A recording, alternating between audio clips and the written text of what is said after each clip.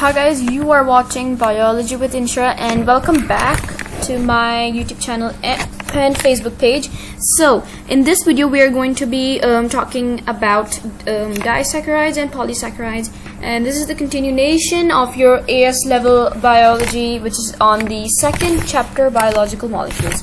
And this is still the part on carbohydrates, so by the end of the video we will be done by carbohydrates, and then we can move on to lipids, and then we can move on to proteins after that. Okay, so disaccharides, let's begin. So disaccharides are basically made when two monosaccharides are joined together. They are not simple, but they are also not that complex. Examples, your typical examples would include sucrose, maltose, and lactose. Sucrose is found in plants, and lactose is found in milk, and this is your regular sugar that you eat. So disaccharides are sweet in taste, and they are also soluble in water. Okay, so you need to understand that both monosaccharides and disaccharides are soluble in water, and they are sweet. And you can easily break this down. Disaccharide is a complex molecule. You can break it down, basically, in other words, hydrolyze it, which means when you add water to it, into monosaccharides, the particular form that releases energy when oxidized. The monosaccharides is the only form by which energy can be released. You can never break down disaccharides nor polysaccharides to release energy. They are formed when two monosaccharides join together through a condensation reaction. Then again, if you have not seen part 1 of the video, then I highly recommend you watch the first part, because I have discussed what a condensation reaction is, what hydrolysis is, and all the basic things that you need to know before studying this, right? So basically, just to recap, in a condensation reaction, two simple molecules combine to form a more complex molecule, and this happens with the removal of a water molecule. So when two monosaccharides join together, water is eliminated, and this enables the formation of a bond that holds the two monosaccharides together, which is known as a glycosidic bond. So let's understand this diagram here. This is actually showing the formation of a disaccharide from monosaccharide. Okay, now you can see here that this particular one second. Okay, you can see here that this is your alpha glucose right here, and this is an alpha glucose molecule as well. Now glucose is a monosaccharide, and we discussed that in an alpha glucose molecule, the OH group on the first carbon, this is the first carbon here, and this is the first carbon here, is always down. So you can see it's down, and it's also down, right? Okay, so these are two alpha glucose molecules, right? So when they combine, in other words, when two monosaccharides combine together, you can see automatically the OH group is down on carbon number 4 when it's down here. Had it been up, this would have been up, right? So automatically you would expect a glycosidic bond to form between them. Let me show it by a blue to link the two monosaccharides together, and water molecule is eliminated. So this is your water molecule right here, your minus H2O. This is actually eliminated, right, to enable the formation of a glycosidic bond, and this here is a condensation reaction. And now this diagram here shows your disaccharide right here. This here is your disaccharide, named by, this is your maltose, just like we discussed here. Maltose is formed when two alpha glucose molecules join in a condensation reaction. You can see here that this here is representing the glycosidic bond. So remember, whenever you see this, that is your glycosidic bond, and oxygen atom needs to be there. Okay, and water has also been formed, as you can see. And why do we call this 1,4 glycosidic bond? Let's discuss that first. So we do know that this is called a glycosidic bond, but why do we call it 1,4 in particular? The reason why we refer to this as 1,4 is because this is the first carbon and this is the fourth carbon, and the bond here is formed between the first carbon of this glucose molecule and the fourth carbon of this glucose molecule. Therefore, we're calling it 1,4 glycosidic bond. And this is how a glycosidic bond is formed, and this occurs in all carbohydrates, and this will be used throughout, as you will see later on. Now, the part of disaccharides wasn't that big, just a small bit of information as to how disaccharides are formed. And note that in the exam, they may ask you to show how disaccharides are formed, and in that case, you need to show how water molecule is eliminated and how the bond is formed. And you need to show that along with the disaccharide, a water molecule is also made, right? So you may have to draw that. Then again, if you don't know how to draw the ring structure of glucose, you may watch the first part of my video to understand how. Now let's understand polysaccharides. Now, I'm sure you know the polysaccharides are more complex, right? They are even more complex, as in disaccharides, just from the name di, you can say that two monosaccharides join together, but here several monosaccharides join together, like thousands of monosaccharides, therefore making it more and more complex, right? So several monosaccharides link or join together, also via condensation reaction. Then again, whenever you hear the word simple molecules combining together, get the idea that this is a condensation reaction, because then again, simple molecules combining to form a more complex molecules within this chapter. So these monosaccharides join via condensation reactions, and when a condensation reaction occurs, there has to be a glycosidic bond. It's 1,4 to form these complex structures, which are also linked by a glycosidic bond.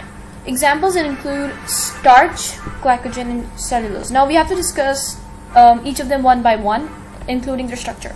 So let's begin with starch. So starch is a polysaccharide that is made from two components, amylose and amylopectin. Now we also have to discuss the structures of amylose and amylopectin. Okay, let's start with the first component, which is amylose. Amylose is a straight chain. So there's this straight chain, a straight chain of alpha glucose molecules that have glycosidic bond. In other words, 1,4 linked alpha glucose molecules. And basically that straight chain can coil into a cylindrical shape with a hollow center, and I will show you the diagram in the next slide. This particular component has no branches, and when I say it has no branches, this is what I mean.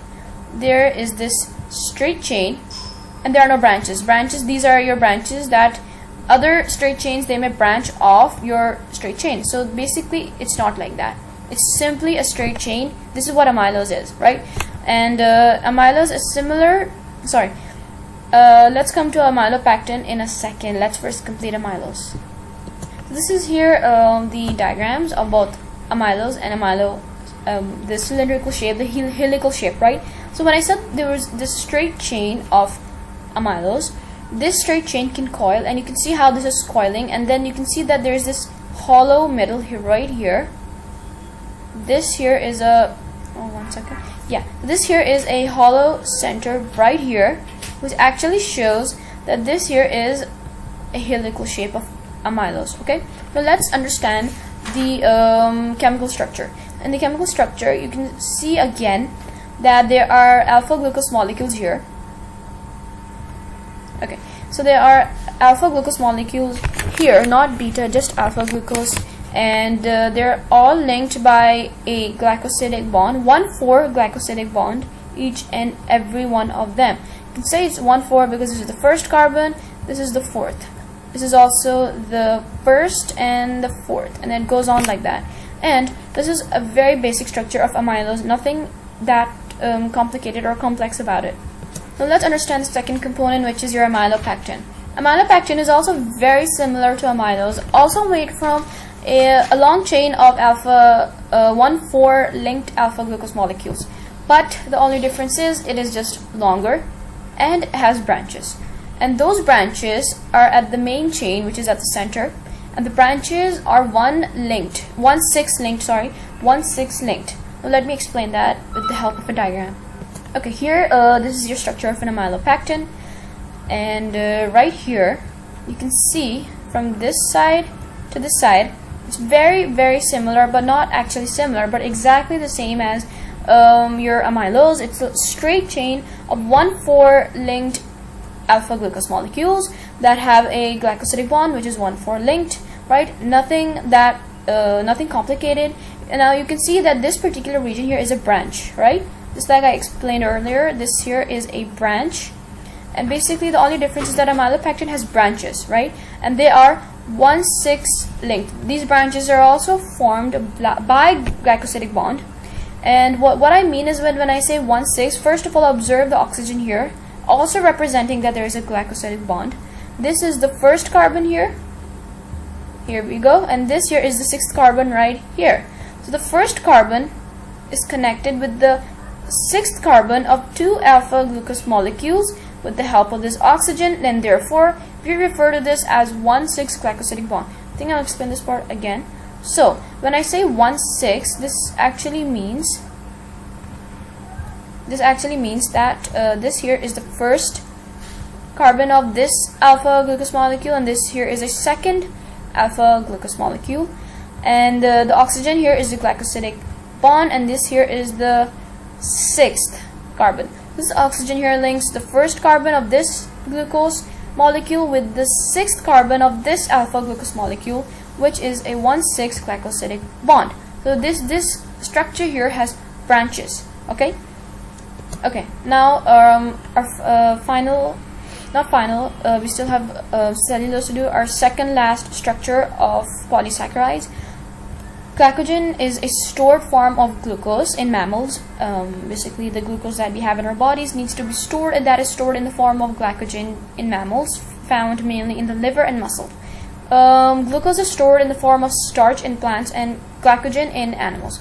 This is also made from 1,4 linked alpha glucose molecules. This also has branches, 1,6 linked branches, just like amylopectin. So what is the difference between... has 1,6 branches and is exactly the same as amylopectin. So then again, what is the difference between glycogen and amylopectin? Glycogen has more branches, way many more branches, and this here is a distinguishing factor. So whenever you see two similar structures and one has more branches than the other, then know that the one with the most number of branches is glycogen, and the one with the least number of branches is amylopectin, and the one with no branches the one with no branches at all is your amylose.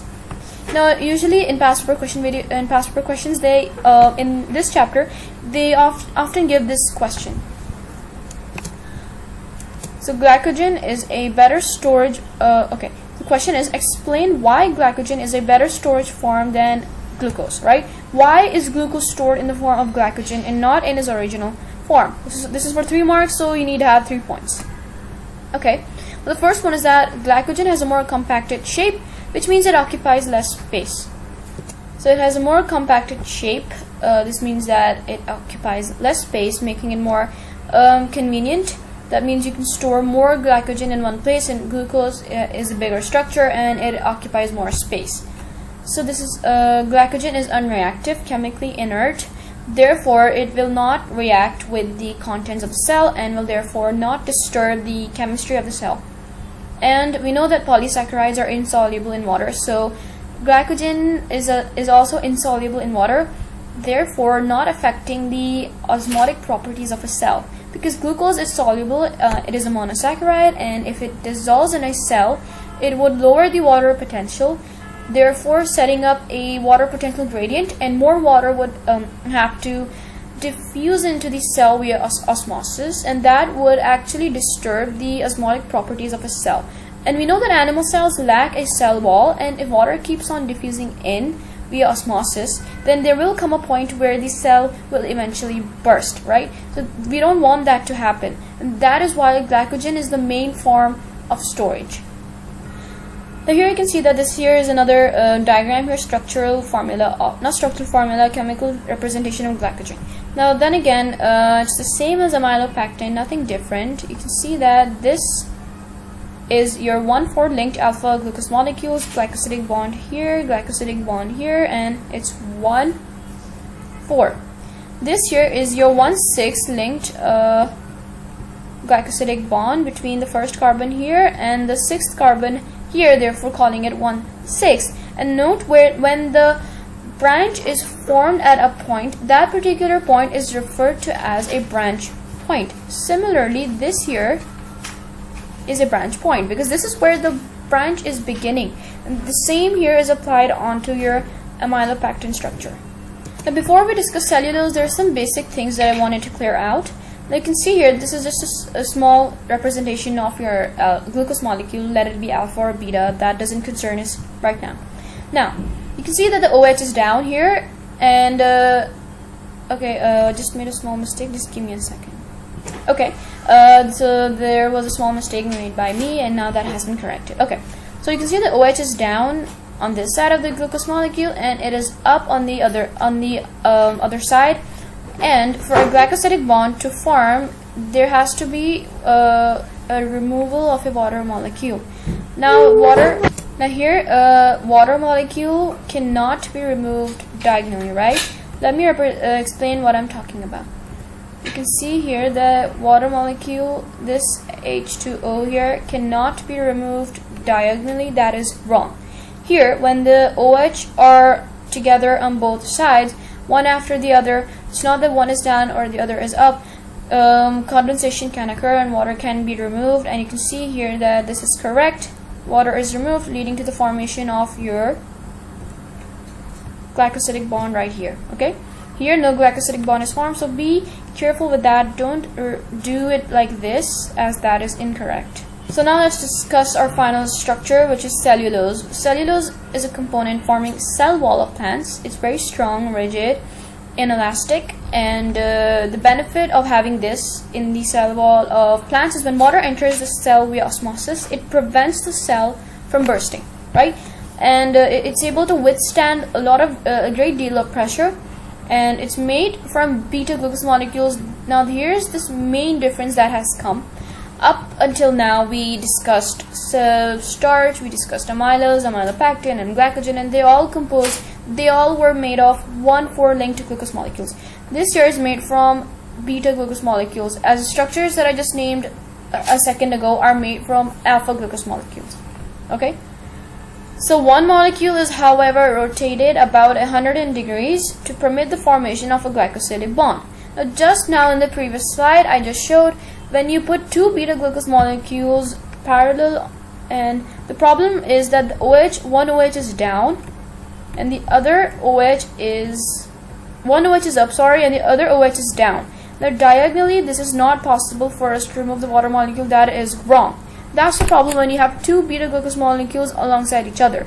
So one of them, for example this one, has to be rotated so that both the OH are upwards facing both each other, and then condensation reaction can occur. So you can see here in this diagram, this one here is not rotated. This one is rotated because you can see the oxygen that is usually here is here, right? This one is also rotated, and then it goes on and on, right? And you can also see that this is your glycosidic bond here. One is up, the other is down. One is up, the other is down because of the rotated molecule. Remember, whenever you combine several beta glucose molecules, you have to rotate one, then the other is in its original form, then rotate the other, and the other is in its original form. Then you will get the structure of cellulose. But just to make it a bit more clear, let me just highlight a few things for you. Yeah. So let's first have this understood, that this one here, I'm just going to highlight it, this one has been rotated. How? You can see that oxygen is down here and the glycosidic bond is down. Whenever the oxygen of the molecule as well as the oxygen of the glycosidic bond are up, they are not rotated. This one then again is rotated because the oxygen of both the molecule and the bond is down. Let me just grab a pen to kind of show you what I mean. This oxygen right here and this oxygen right here.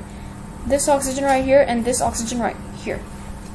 Well, that's it then. We have successfully completed off carbohydrates, AS level biology, and now we will begin on lipids, and after that we'll begin on proteins. So I hope this video was useful for many people out there studying AS level biology, and if you enjoyed it, do subscribe to my YouTube channel, like and follow, and like the video, comment down below, and if you're watching this on my Facebook page, then like, follow, react, follow my Facebook page, and most importantly, share this around with as many people as you can, because this here is free content on AS level biology, which should prove to be helpful for many of you.